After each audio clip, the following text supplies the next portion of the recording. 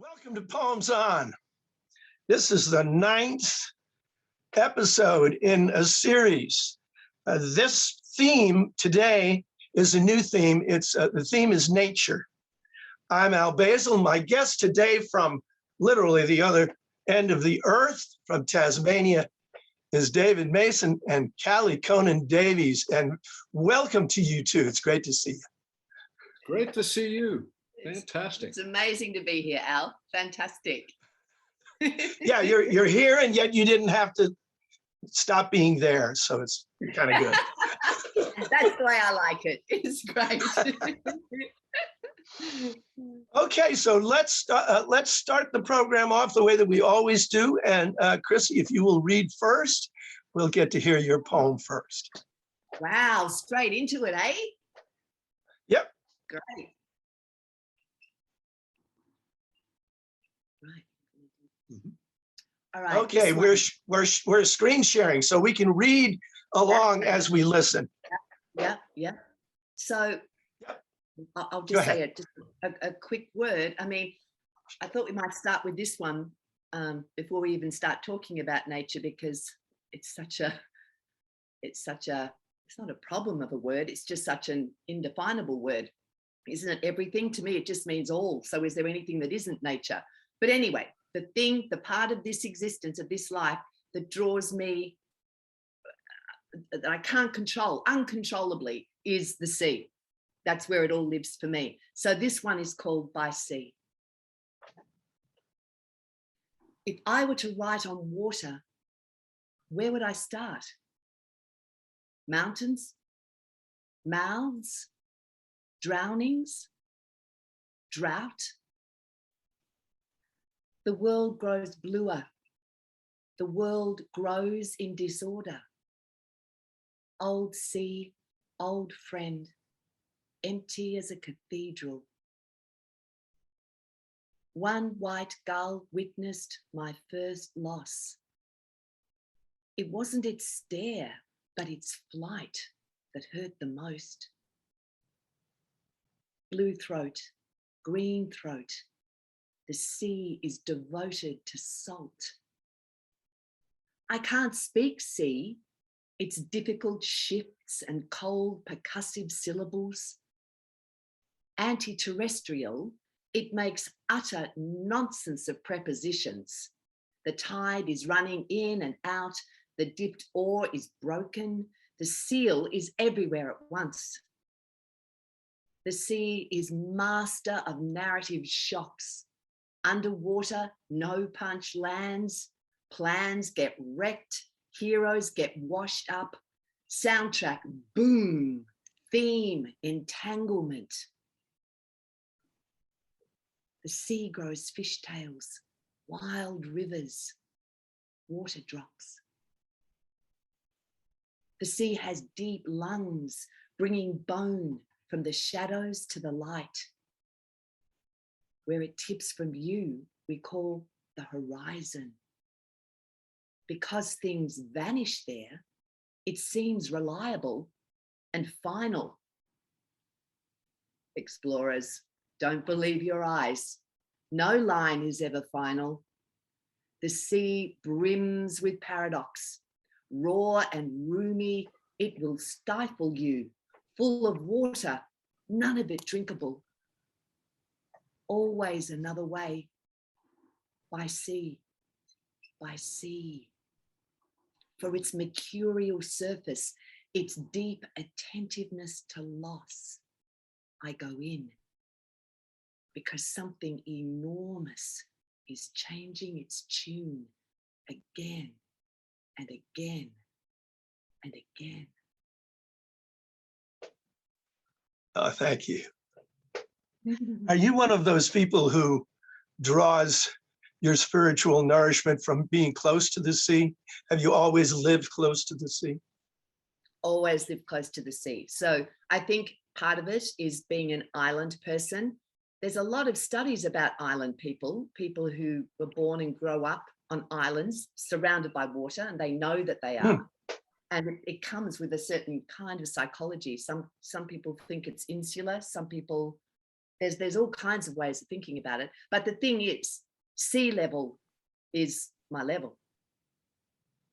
So for 8 years, we were commuting between Oregon and Colorado. And Colorado was really tough on Chrissy. I'd never been High so far altitude. from the sea. Living in Colorado was extremely difficult because of the dryness and the altitude, the distance from the sea. So yeah, Sure. the sea, walking on the sea is just something I do every day of my life, except for those times in Colorado, except it used to be a sea. Yeah. And the interesting thing is, the very first way, when I first went to Colorado, having never seen a mountain, the only way I had of experiencing a mountain, we were driving down a mountain pass and I could see the mountains range ahead coming at me. And the only way I could experience it was as a wave. So I thought I had this like major panic attack because I thought that the mountain was going to fall on me. I thought it was going to fall over like a wave.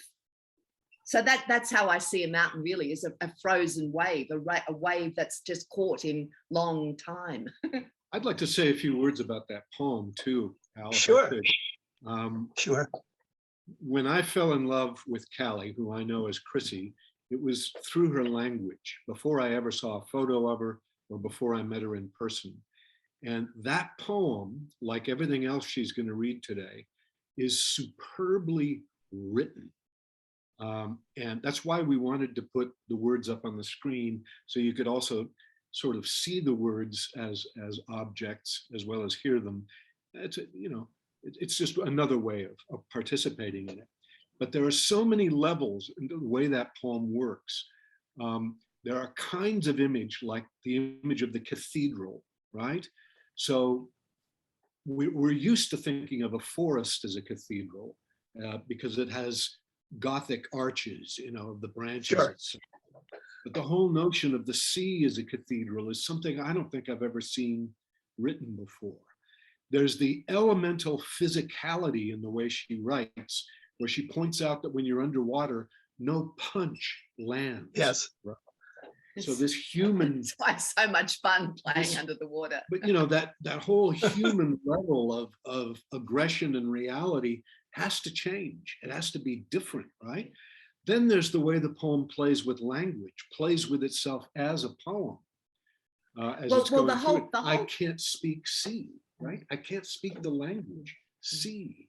But the whole thing is, the whole thing starts with, if I were to write on water, and that's just Keats. I mean, it's just leaping off Keats. It's not like, I mean, where do you separate nature from culture? I mean, it's culture, literature, the literary culture is my nature. It's like, I just can't untangle those things. That's why I love the line about entanglement, theme, entanglement, because for me, that's what life is. It's all entangled, and I've got no desire to disentangle any of it. It's the entanglement that I love. Well, one of the things that I enjoy and already and expect to continue to enjoy as we go through a bunch of these poems is you've already touched on, which is you've been conditioned by the environment around you in which your imagination has blossomed. But another artist born, say, in the mountains would have different imagery and would look at the world through a different lens. So one of the things that I particularly enjoy about the work from both of you that we're going to hear today is that it's seen through a lens that's so different from the one that I personally use in my own life. So it's really exciting to me because it's such strong work, and it's, Duke Ellington used to say there are many beautiful things in the top drawer, but every one of the things in the top drawer is different from the others. So I'm really enjoying the change in the point of view. So thanks for starting us off that way. That sets you up for your first offering. So many different things right now. I'm thinking of a prairie writer I knew many years ago, a Minnesota writer named Bill Holm, who wrote a book in which he said that there's a wood's eye and a prairie eye. And the wood's eye is used to things being close, Yeah. and the prairie Yeah. eyes, things being distant. Yeah. It's very Yes. interesting. Yeah. Herman Melville has a great short story about a sailor who comes to live on the prairie, and about that juxtaposition of the sea and the prairie. Auden has a whole book on the sea and the desert as a romantic iconography, you know? So we are all these different ways of articulating what that space is, what that poetics of space is, come to us at birth and in our earliest environment, you know, in what we grow up with and what we live with all our lives. And so, yeah, I did grow up in a very particular place, which was both mountain and sea, probably in terms of my family life, more mountain than sea. We were mountaineers and we were skiers, but we were also sailors. So being in that environment and being physically active in those environments was a huge part of what I grew up with. So the first poem I'm going to read is actually a commission poem. I was the poet laureate of Colorado for 4 years.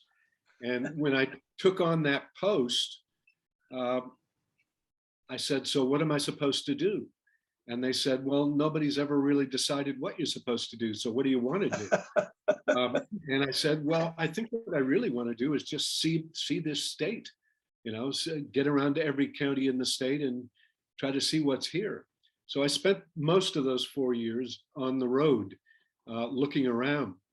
Somewhere in that period, the Wilderness Society, it would have been 2015, I think, the Wilderness Society got a hold of me, a Denver chapter, and asked me if I could write something to commemorate the 50th anniversary of the Wilderness Act, which was passed under the Johnson administration, with the help of writers like Wallace Stegner, and even influenced by figures like, you know, the actor Robert Redford, et cetera.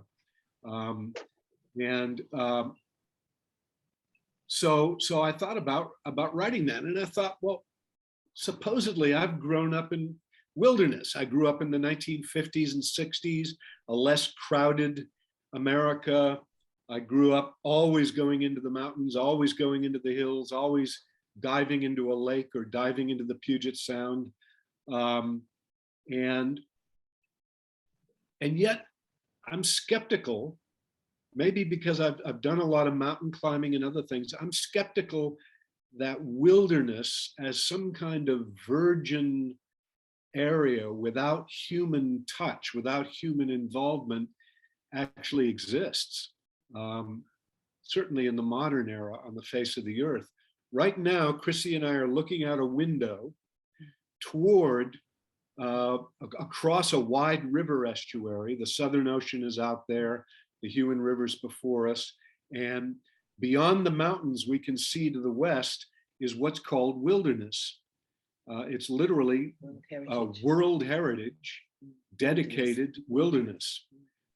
And yet, there's probably not a whole lot of that territory that hasn't been walked in by human beings at one time or another. There is plant life and geological life that goes back to Gondwana land, the earliest manifestation of land on the planet Earth. Anyway, so I wrote this poem that is skeptical of the idea of wilderness and of the human relationship to wilderness. I'm trying to find my cursor now. There it is. And I'll put it up there. It's called Saying Grace.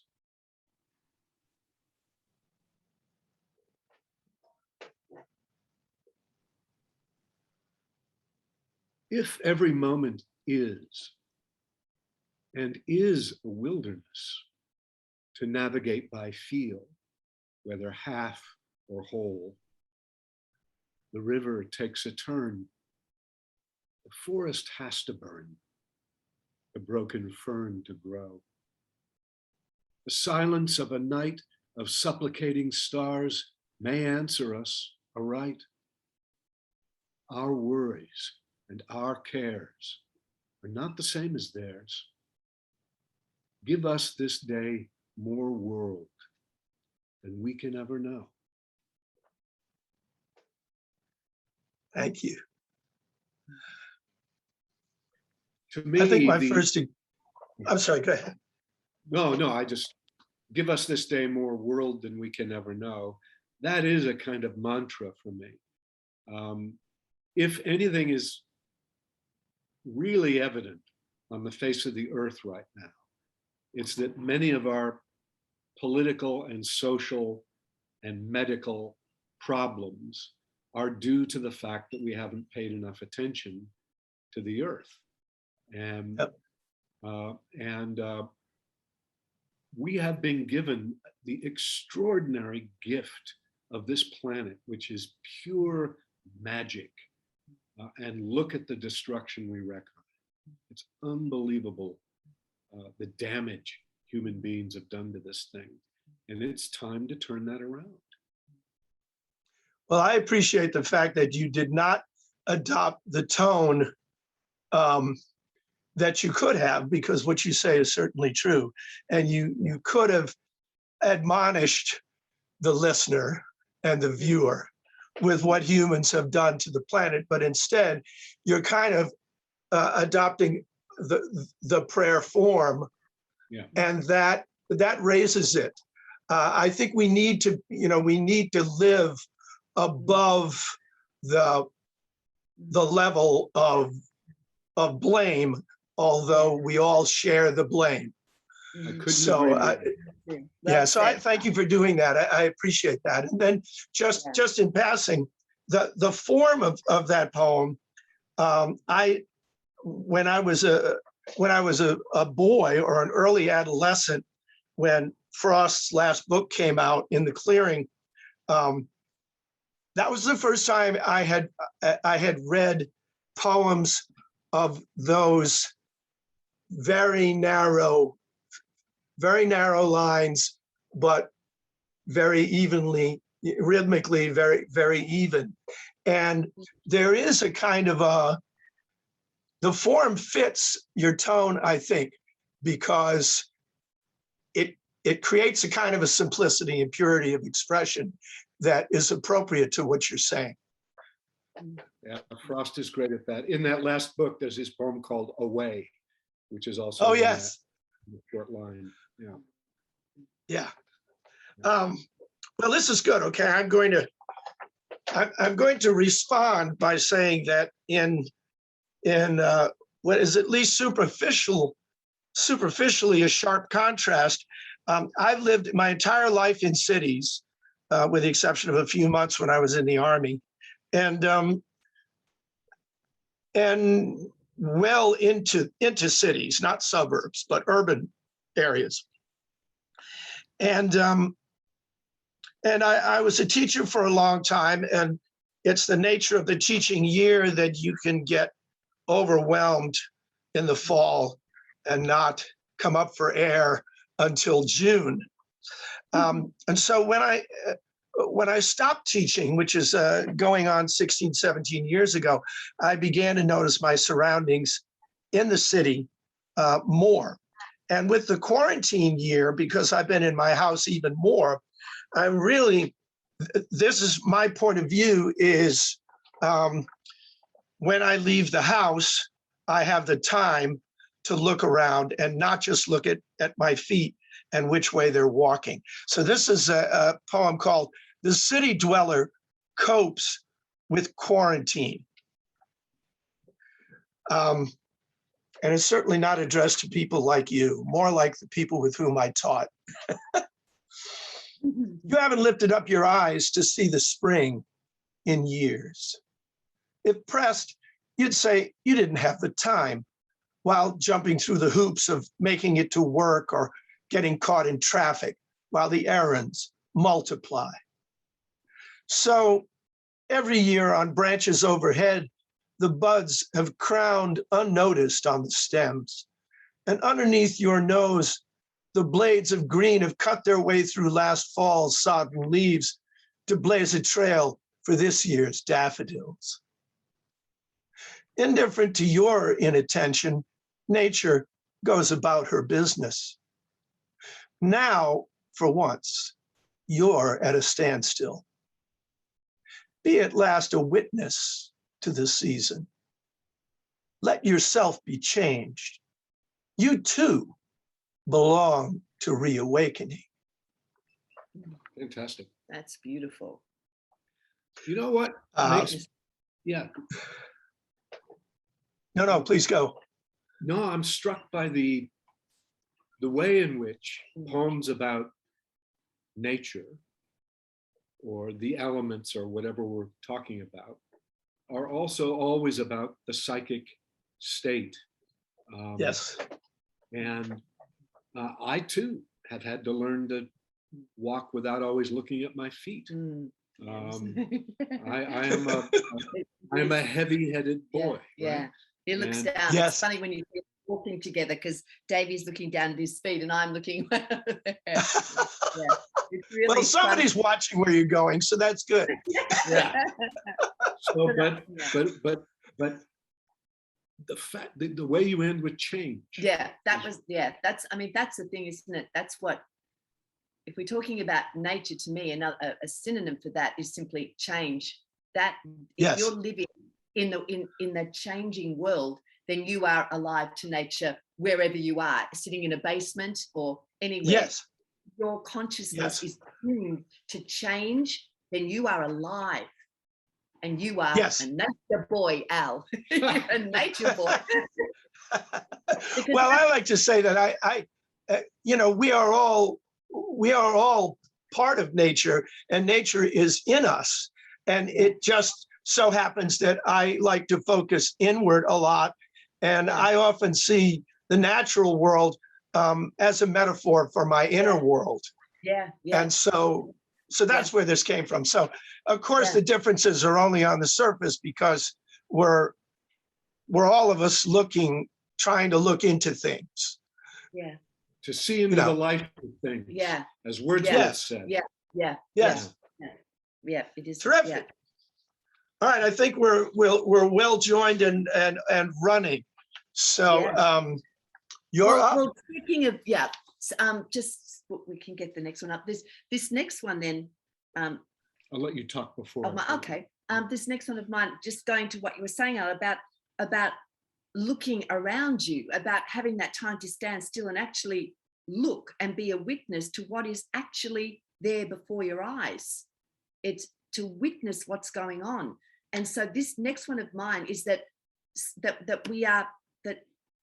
often there are things we just neglect to see. We neglect them. They are there, but we elevate or raise up certain things as worthy of our visual attention, whereas other things we just think, well, that doesn't matter. That's not there. But I actually feel that way. So this one comes out of that, and it's called In Praise of the Unweeded Garden.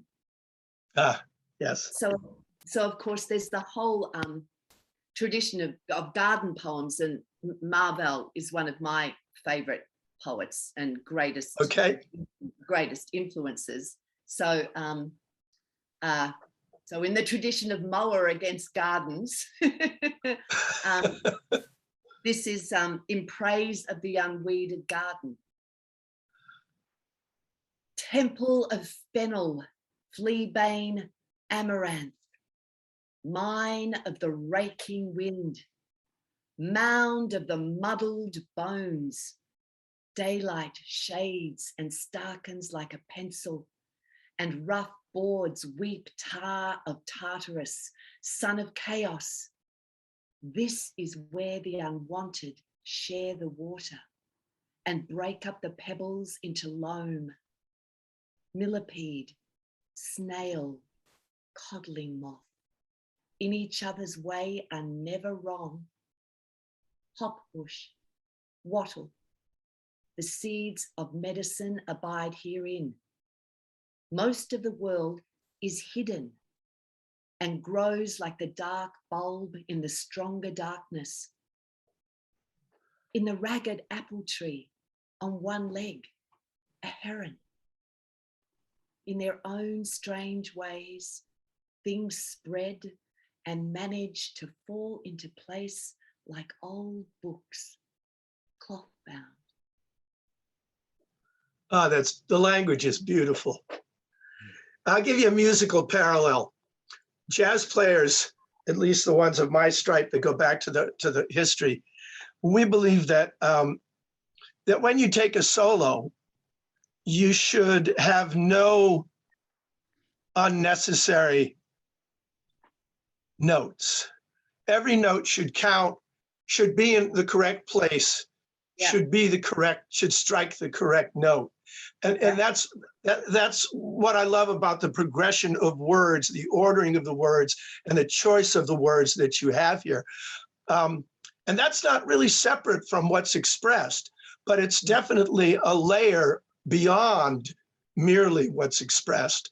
And I think it's just terrific, especially because you're really trying to rehabilitate the vision of the reader. Yeah, and so correct. you're choosing something that we usually look over, as you say. Yeah. And so not only do you ennoble the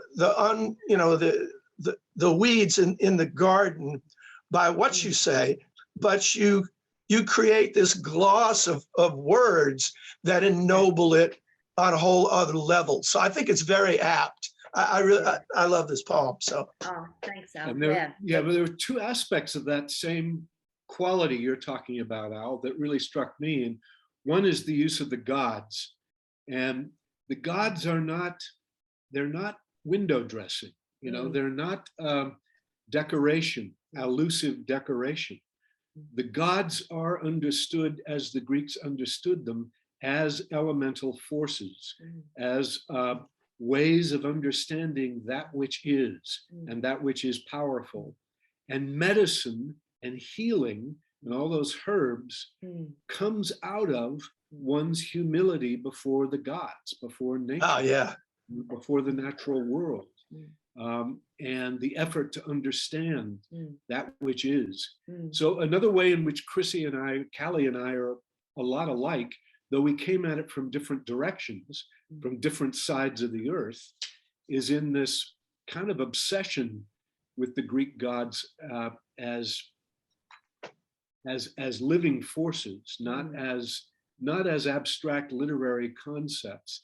So as I grew up in the Pacific Northwest, I also lived in Greece for years off and on, and I wrote in Greece at 25 that the landscape itself is the temple. The landscape is the temple. And so somehow or another, in some inchoate, youthful way, I had an understanding akin to Chrissy's understanding. Yeah. So It's alive. Yeah. But this is, this is. Okay, so I'm going to read a poem called Bristlecone Pine. Yeah. And I love the story of this, how this came to be. Yeah, this kind of, it's funny. So back when I was poet laureate, this is another Colorado poem. And bristlecone pines are the oldest trees in North America. And maybe I think some would argue the oldest trees in the world. I actually don't know if that's the case. In any case, a journalist got a hold of me, a television journalist from I think Fort Collins, and said he was off on an expedition to find the oldest tree in the Rocky Mountains, which was a bristlecone pine. And he was going to be accompanied by a bunch of different people. And it's like a Chaucerian allegory, right? There's a journalist, there's a scientist, a geologist, there's a poet, and there are a bunch of Christians from a local congregation, religious folks, and we're all off into the mountains in a pilgrimage to find the oldest tree in the Rocky Mountains. Now, how the hell are we going to do that? Well, years ago, a guy, a dendrologist, had scouted out all the bristlecone pines. How the hell he did that, I don't know, but he had actually gone through and tagged with little brass tags all these bristlecone pines, from New Mexico up to Montana. And good Lord. Yeah, no kidding. And in this case, he had identified this one tree in Colorado as the oldest, as old as Christ or older than Christ. And he'd done it before GPS was common, So he had map coordinates, he'd taken photographs, and all that. So our geologist on the team had a modern GPS device. This was still, 8 years ago, and we had maps, and we had the photographs this guy had taken.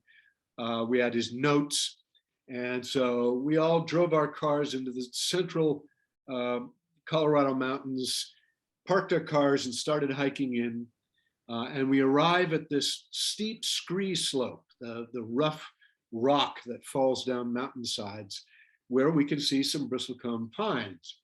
And we're wandering up and down the scree slopes, checking each tree and looking for a brass tag that might give a number, and checking its number against this guy's field notes. Sure. And we're looking at photographs at the mountains opposite us, and we're saying, yeah, well, he was standing kind of here, I don't know. We're walking up and down. Everybody starts spreading out. We start losing our energy. We're becoming exhausted. And I just sort of started looking around with my poet's eyes. And I'm the guy who found the tree. I'm the poet found the tree. It yes. wasn't the geologist, That's great. journalist. It was the poet who found the tree. That's right? great. So One for the team. Found the tag, and we come over and we look at this tree, and they're incredible trees. You look up pictures of them. I encourage people to just Google bristlecone pines. Yeah. They're twisted, gnarled trees, and they look like they're dead. The silvered wood, etc. Yeah. But you'll see little green sprigs, which means some part of them is still alive, right? And so that's what I focused on in this little, very brief poem. I actually wrote a much longer poem, and then I just started whittling it down and whittling it down and whittling it down until I realized this is about a 6-line poem. And that's where it has existed. And one last anecdote about it. You'll see what the poem says about our relation to things that seem to be dead but are still alive. This is what I was going through in my life at the time. After years of feeling dead, I was coming back to life because I'd met Chrissy, and she was telling me to accept my life, to be alive again. And when that poem appeared in an online journal, I got an email from a group devoted to men who'd suffered child abuse. Wow. And they wanted the poem for their website to use it as an emblem, motto. right? So I think I'm writing about a tree. Yeah, That's terrific. Understand that. Yeah. So it's now the kind of a motto for this group that deals with. That's wonderful. Let's read this. Wow. Well, maybe that's why you were lucky enough to see the tree first. That was. Yeah. That was fate working through you to give them something to put on their website. Yeah. There we go. Bristlecone pine. If wind were wood, it might resemble this fragility and strength. Old bark, bleeding amber. Its living parts grow on, away from the dead, as we do in our lesser lives. Endurance, yes, but also a scarred and twisted beauty. We know the way we know our own carved hearts. So beautiful. Yes. Yeah, that's just. Well, you've given me homework. I've got to go. I can see a picture of one, but it's not going to be the same as seeing it in the wild. But I believe that you've captured, that you have not gone awry in describing your experience. So this is good. Thank you very much. Yeah. Wow. It had me at the first line. If wind were wood. I mean, that's just. If wind were wood. See, that's another thing I think about nature, what it is, what's always involved in nature. We said it was change, but it's actually and speaking of the Greeks as well, it's actually, when you're involved in it, you are involved and fully engaged in metamorphosis. And metamorphosis is metaphor, because metaphor says one thing, turns one thing into another. Yes. And that's what nature is doing all the time. We are witnessing it if we look all the time. Yeah. And that's what I love that. If wind were wood, perfect. Well, in Yes. Chrissy's next poem, after you read, is also about a survival. So we'll get to that. Okay, good. Well, then I'm going to qualify the experience that we've just had by saying that in communities, in human communities, particularly in cities, modern day cities, what there is of nature exists with the grid of human boundaries and imagined ownership and everything laid over without really being able to change the nature of the nature. And so this is a poem called Bittersweet, and it's about if you've ever had bittersweet infest your hedges. It's a real testament to the stubbornness of life itself, because you cannot kill bittersweet once it gets into your hedges. So it so happens that outside my kitchen window, I have a hedge, and I also have a wrought iron bird feeder that was made by a very good friend of mine who's a blacksmith, in the shape of a musical staff and G-clef. And each of the lines of the staff is a trough for seed. Oh, beautiful. Fantastic. Yeah, and this guy, I mean, he's a blacksmith. He's a very interesting kind of artist, because he said, I thought if I made this for you and you put it where you could see it, when the birds come down and land on the lines, you can read them as though they're a melody. Oh my gosh, that is so beautiful. Fantastic. Isn't that great? Yes. And so I still have it outside, visible from my kitchen window. But over the years, the bittersweet has got so dense that it grew up. It grew up over this so that the birds couldn't get down to feed on it anymore. So that caused me to write this poem called Bittersweet. Yeah. So it's, man, this is the collision of man's pretensions and nature's response. Bittersweet. Over the last few years, the bittersweet has choked the hedge around my property. The wrought iron feeder that I drove into the ground nearby is likewise overrun.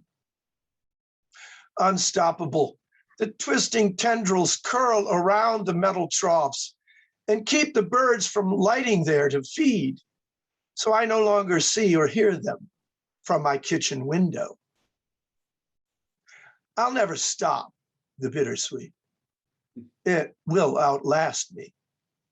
But if I can cut and clear away the vines enough to let the iron stand free, for now and for a little while to come, the jays and cardinals will dart down again from far beyond my yard and peck the seeds I leave, and not the berries on the vines, so colorful and seeming innocent. Fantastic. They're not innocent. No, that's right. Yeah. Well, that's right, exactly. And that's But the backstory, I'm glad I got to tell the backstory, because it really, it's not all there in the poem. And I have actually written things based on melodies that I read from the birds. Wow. That is incredible. From that scene, from them sitting at the sea trough. And that's all because this blacksmith thought about how to connect me. I mean, he made the connection between Yeah. nature and me. I didn't do it. Yeah. Yeah. Yeah, Yeah. a lot of composers have done that over Yeah. the years. I think I was listening to something by Max Richter that that was based on birdsong not long ago on YouTube. It's fantastic. You know, I'm thinking about your urban background and the way this bittersweet is Yeah. insisting on its life, Yeah. even in an urban Yeah. environment. Yeah. And that makes me think about how nature is used in William Carlos, By the Road to the Aegis Hospital, a poem of his Hall, which is such a poem for writing. This endemic, is nature. Pandemic is bittersweet. It is that virus is mutating to live, right? And Williams talks about weeds that come up through the sidewalks. You know, rooted, they grip down and begin to awaken. So there's a lot of urban poetry that's very much aware of that unstoppable living force. Sure. Well, this is the way I experience it because of where I live, and so it's just I'm standing in a different place and I'm looking in a different direction, but it's still the essence of the natural world at work.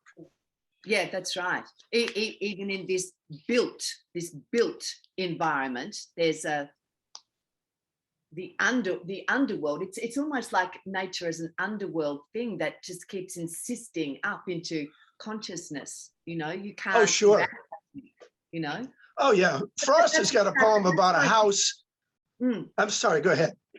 No, it's just that's why I think that poems coming from your eye, which is an urban eye, or which the spaces you live in are more urban. I think they can produce amazing nature poems. It's a certain kind of the tenacity of nature, I think, is what comes out through urban poems. Sure. I really enjoy them. Yeah, it's a nice counterbalance to what we hear so much of the time about how man is destroying the natural world as though it were helpless and we are, all powerful. Yeah, that's right.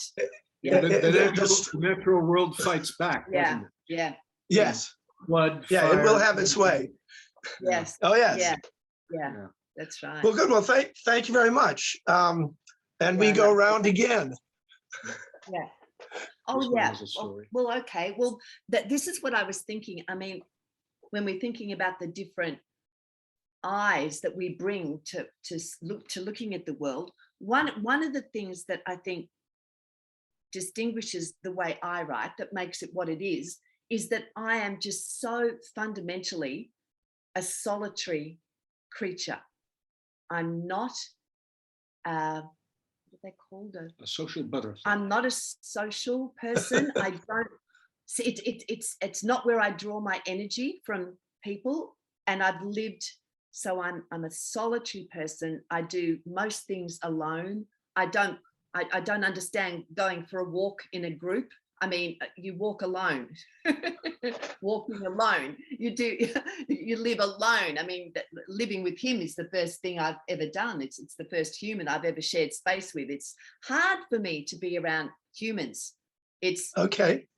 Humans. I'm not wary of mountain lions or bears. I do feel my alert mechanism, my little primal brain start to shriek when a human being comes near. That's when I get wary, and that has always been the same ever since I was little. So the thing is, I walk like, it's almost like it's a very romantic thing too, isn't it? Like Wordsworth, I wander lonely as a cloud. I mean, it's that whole romantic idea that we are alone in nature, the single person alone in nature. But I don't think I'm like that either. I'm not particularly romantic. It's hard to know.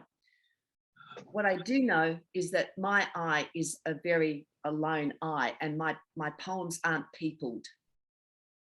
So this poem is a strange one, because what I'm always wanting to do, I think, is trying to enter fully in. When you're alone, there is no self. It's gone, and that's the place I love to be. And I would love to disappear into something else and know what it's like to be something else. So this poem is called The Bastard Wing. And all I can say is it really happened. And it was just one of the most, one of the most important, significant, I don't know what you'd say. Okay. Intellectually. It's called The Bastard Wing. And just so you know, the bastard wing is what you call that little alveolar on a bird's wing. It's called the alveolar, and it's the thing, Yes. almost like a thumb. It's the bird's thumb. It's there, and they steer by it, and they move by it. The wing works because of it. You can see it on a plane wing, moving up and down. So it's that, and it's called the bastard wing. That's what they call it. This begins with Rilke. This is what the things can teach us: to fall patiently, to trust our heaviness. Even a bird has to do that before he can fly. And just to say, I've spent so much of my life just watching birds and fledglings on cliff faces and everywhere and remote places taking that first thing. It's one of the greatest joys in life, is watching that happen. And it's true, they do fall. And before that moment when they soar. The sky is blue with clouds. Yes, it takes a long time not to see this. It takes until the crow is not too close and close enough to see the bulging eye, the violet in her slow blink lid. 3 crows circle her, then go, leaving me alone. I scour the bald beach and the blank air for anything else compatible with crow. The sea glitters. What do you suffer with? He told me once, combing the bladder-wrack together, train your eye to curve, to cut crosswise. That's how we'll find what we're after, the treasure. Sometimes light hides more than darkness does. In the high trees, the air strains at the violation of a crow's wing. The wing Da Vinci figured would usher umpteen glistening machines. She is skywardness, stopped dead by a kite string stretched between the shore pines. Sky drowning in sky, hanging by a bone thread. A world of purchase lies at her twisting bird feet, but air is become the altar and the anvil. Alveolar, the bastard wing, black cap of the executioner, black flag of refusal to surrender, wings turned into rotor blades, oars, a winnowing fork, something better becoming the colour of bitumen, on the point of being dismembered, every angle of attack, every outburst knifing the ether, tightens the string. The wind drops from the windsock. The air has turned to stone. A fine line bird wreck comes between caught from free. Frantic, she swings from her skyhook, skyhooked. And the day takes the weight of it, knowing things fall from above. And when she does, I have to tease out string from talon.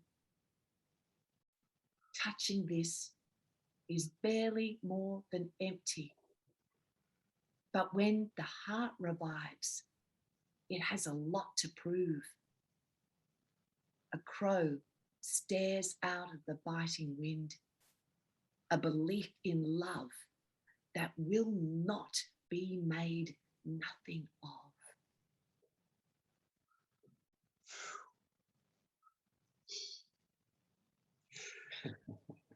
So is there a literal rescue going on there with the bird caught in a kite string? Yeah. So I was there alone on the beach, in the empty beaches of Oregon, on the Oregon coast where we lived. And that's the thing. It is true that somebody once told me, a real bushman with real bushcraft and real ability to see things, that you have to actually learn to look differently. It all can look, you can try to find something, but everything just looks the same. It's just, you can't distinguish. You have to train your eye. There's a way of training the eye to see what doesn't fit, to see what looks slightly odd or different. And it's something that the bush trackers here, it's what our Australian Aborigines have so well. They can find their way and live here because they know how to see, they know how to distinguish. And that was one of the things that spending time with this person who's alluded to in the poem, is just he taught me once, is that you can just look at a tree and you just see trees, but if you develop an eye, you can somehow start to see what doesn't belong. And after a while, I saw, I'm looking at something that doesn't fit, that's not. And then suddenly it came into view, it popped out of the scene, and I realized I was looking not at just a tangle of the branches, I was looking at a crow, a bird, caught in a kite. And it looked like it was caught in the air because you can't see the string. You can only see this thing dangling and contorted and in distress. And I stood there at the bottom of the tree, being absolutely unable to do anything, except I realized, witness it. And I was damned if I was going to let a bird die in the sky and not witness every single contortion that it made, not be there through the whole death process. So I was there for a long time, hours, and finally, how did I get you? You rang me on the mobile. Finally, I rang Davey and I thought, have I done everything I can? And it took him ages to get there. Well, so I didn't know what she was ringing about. I didn't know how urgent it was. So I went ambling down to the beach, and I saw in him my usual slow way, wandering up to where she was. And when I finally realized what she wanted me to do, she and I together leaned a log up against the tree, and I climbed up into the tree. And he had bought scissors, big shears. I had scissors, but I had to somehow reach way the heck out into space and free that bird from the kite string to whatever degree I could. It was all twisted up in the string. Wow. Somehow I knocked it free and it fell to the ground. And Chrissy grabbed up her jacket and threw her jacket over it so she could hold it up, and then slowly. And then we took the scissors out and started slowly cutting it from its wing. Yeah. And letting it go. But then you went home, and I kept staying there with it. I just put it on the ground and took the coat away, and I just sat with it again for another couple of hours. This takes a long time, and to see if it would, because I wasn't going to go until it took its last breath. I was going to breathe with it, and eventually it revived, and eventually it hopped up and hopped onto a log, and we looked at each other one last time. We just looked, and he stood there and just looked at me, and I looked at it, and then it just flew with this. I don't know how long it could have survived. I don't know how long it survived because the wing was just. But I want to say a word about the poem too, which is an extraordinary piece of writing. It seems to me, like everything Chrissy does. But we're more often struck by how frequently that which is poetic is unparaphrasable, escapes from our paraphrase of the content of the poem. And that's where poetry touches real experience and touches music, your great gift, Al, because you can't sit there and you can describe what's going on in a poem till the cows come home, but the poem will still escape your description. The more heightened its poetry is, the more intense its poetry is.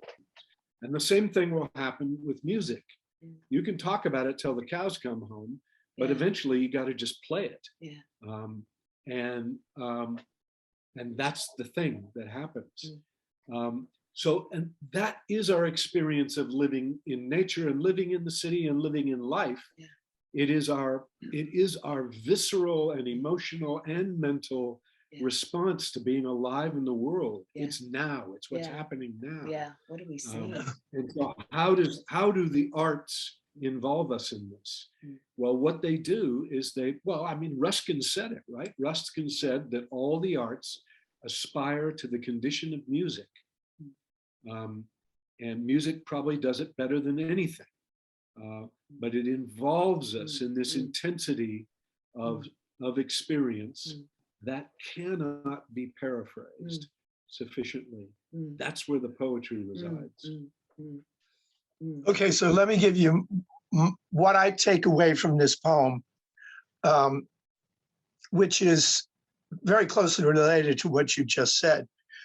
I certainly felt the progress of rescue, but there's also another motion in the poem that I really prize, and I think it speaks to what you're just saying, Dave, about how you can't paraphrase the experience that's expressed in poetic language. And that is that what the poem also does in a really deep way is bear witness. So we usually talk about, witnesses talk about what they've seen.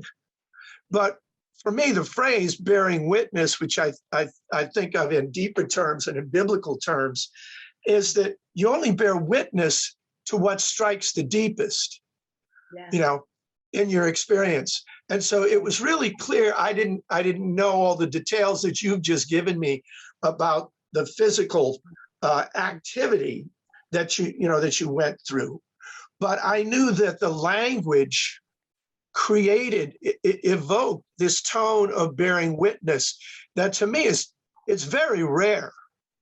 And so it's very appropriate for the experience, which was also very rare. So, beautifully done. Thank you. Thank you. Yeah. Thanks, Al. Wow. Okay. So, you don't think he's going to be the only guy that likes what you do?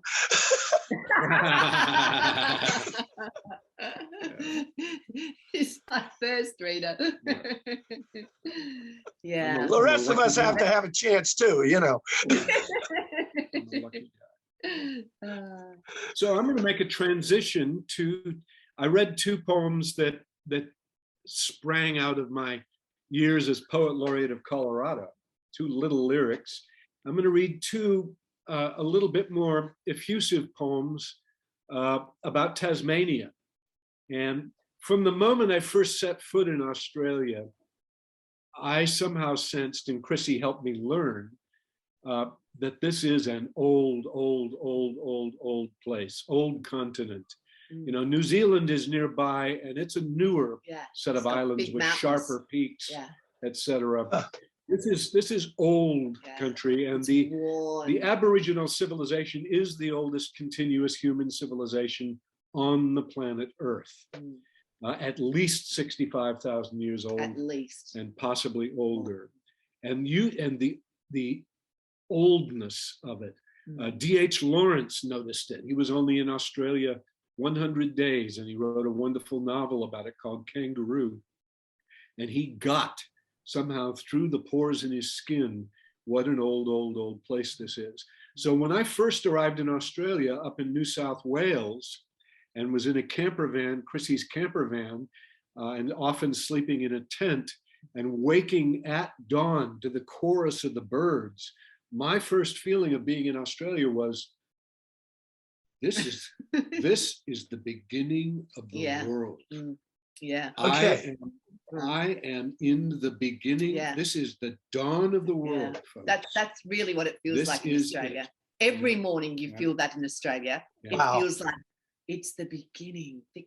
It's so true. It is Yeah. an awesome Yeah. experience. Mm. The musicality of the birds Oh, Al, you would go is crazy. unbelievable. You would love it. You would love it. We'll send you some links Yeah. to birdsong. Anyway, so my poems of being in Tasmania are enthusiasms. Among other things, also the air here is like, I've never tasted air like this before. This is the cleanest air on the planet.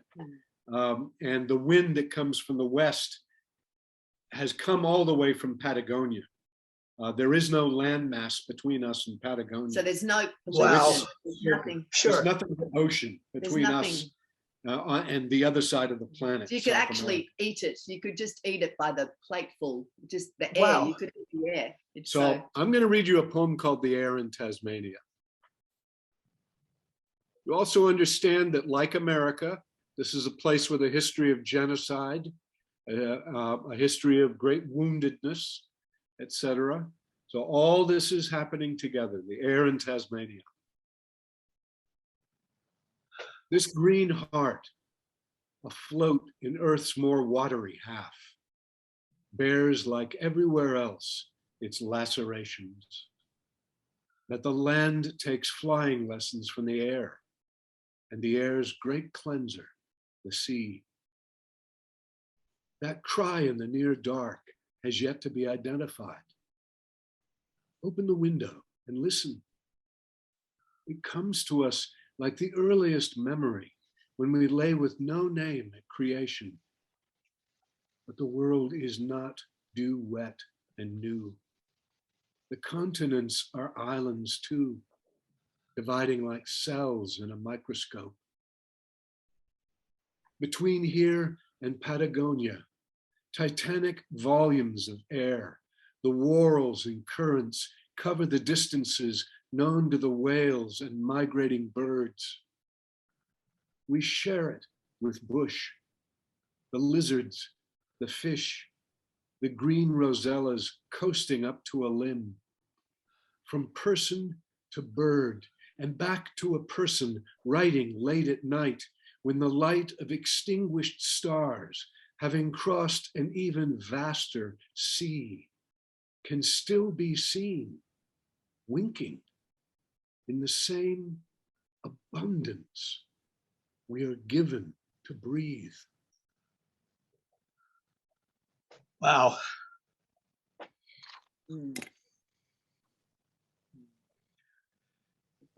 It's a kind of praise, isn't it? Abundance. abundance.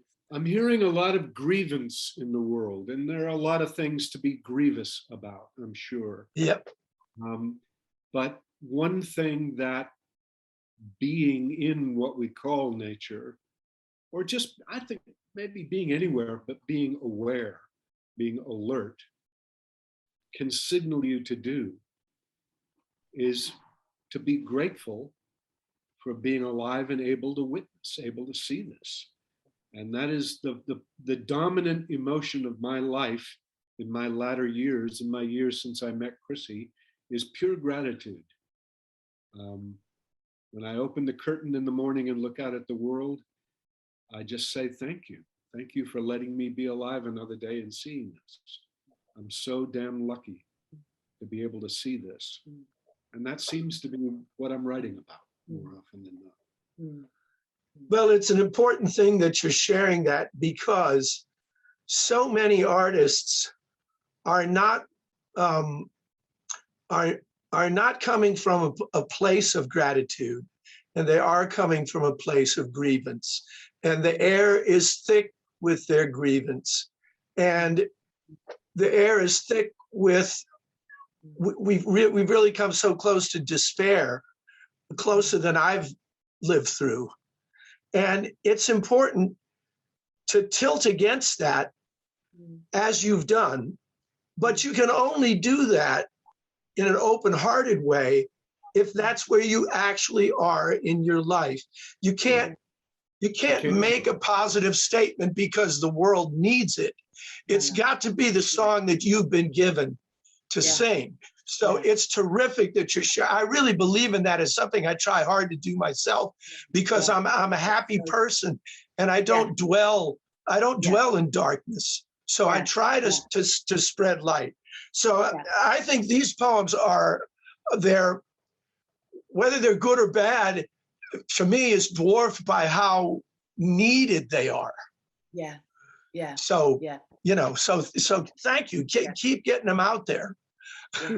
That's just, I completely agree. Yeah, you can't fake this. Yeah, you have to. Yeah, and there's just not enough of it.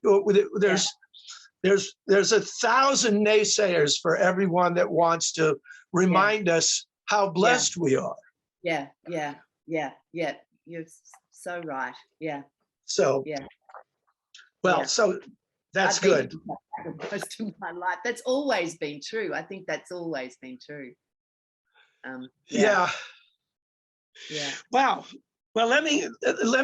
I'll thank you once again, because really, this is what as artists we should be doing if it's given to us to do it. Yeah.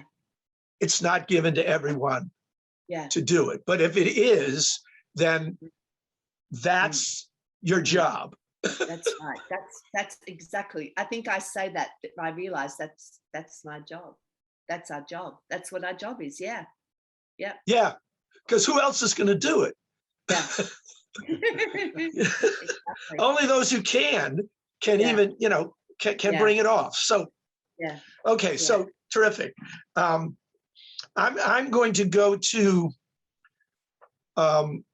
It's rare that I put myself in the natural world in one of my poems, but this poem does that. And I am a New England poet, and I did grow up with frost, and so a lot of that imagery. And I did grow up in a park, and there were a lot of trees and water.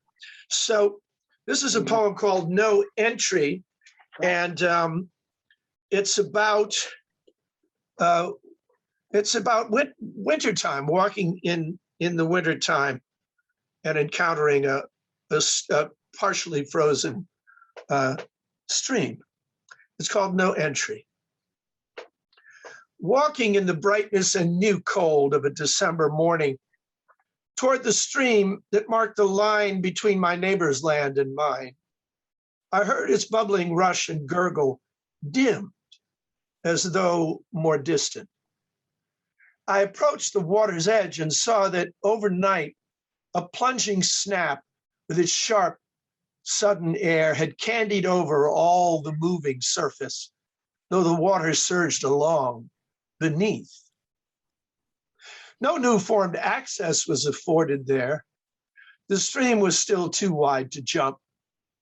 Much as the morning light leapt brilliantly from off the skim, the ice could bear no greater weight. The waters bumped and scrabbled underneath as though in desperate search of open air. So I was forced to walk in parallel along a line that led us, I suppose, to some unseen and distant sea, reflecting that with another few nights like the last, the stream would sink into a sleep, its racing heart chilled down to a stillness absolute, left with nothing but a dream of freedom, while I could cross at any point I wished. Wow. That's very Frostian. Yeah. That description of the ice over the stream. Yeah. It's also, for me, that's a very special one for me, Al, because that was when I first went to America about 12 years ago. That was a phenomenon that I had never witnessed in my life. I had no knowledge of ice. no experience of ice. So what you've described there, that first layer of ice that just looks like a film of like Glad wrap, or what do you call it over there? That wrap, that Glad wrap, Glad wrap, saran wrap. Yeah. It just looks like that has gone there, but you can still see the water underneath moving. That was marvelous to me. That was just marvelous. Australia, we Australians think Tasmania is cold, which is hilarious to me as a North American. Yeah. We get a little ice on our mud puddles every now and then, and there's snow on the mountains over there. Every now and then snowflakes will fall at our altitude at sea level, but it ain't North America. And I was describing to some Australians a couple of days ago what it's like to walk on ice, which you've described so beautifully in this poem. Yeah, I love that. That's maybe one of the most wonderful things about it. The way weather transforms us, right? You have to walk differently to walk on ice. Yeah. You know? Yes. Yeah. I remember that. You have to actually lift your feet and put them down deliberately. Lift the feet and put them down. Right. That was something. I had to learn to walk on ice. Well, by the same token, a lot of Americans don't know how to live in relation to the breakers in the sea, right? And how to know where a riptide is. Yeah, that was something David had. Yeah. But I wouldn't know that. I just love this image of the freezing beginning, and that the seen and the unseen distant sea, the stream would sink into a sleep. Yeah. Its racing heart chilled down to stillness absolute. That's beautiful. With that water having nothing but a dream of freedom, which and it's so interesting, because another thing I saw in America that I'd never seen in my life was a frozen waterfall. That in the middle of winter in Minnesota, that water freezes. I mean, that is just unthinkable. That is just, what an image. And there you've got it, that water, which to me is the absolute freedom, that the complete freedom is there, left with only a dream of freedom in its solid form. Yeah, part of where this poem came from is from Schubert, from the Wilhelm Müller poems of Die Schöne Müllerin, where the lad is walking by the brook and he's listening to the sound of the water and listening to the brook. Yeah. And so my New England twist on that is that the boundaries between property, when you have a natural boundary like a stream, that's a real boundary. Yeah. But when it freezes, it's not a boundary anymore. And now, so my freedom begins when the moving water's freedom ends. Yeah. So that's what living with icy winters can give you in terms of imagery. That's, that's my heritage. But that's why I love seeing the things that you guys write about where you are, because those things are not my heritage, but they're equally potent. So it's a very nice encounter. I'm enjoying the encounter to no end. So okay.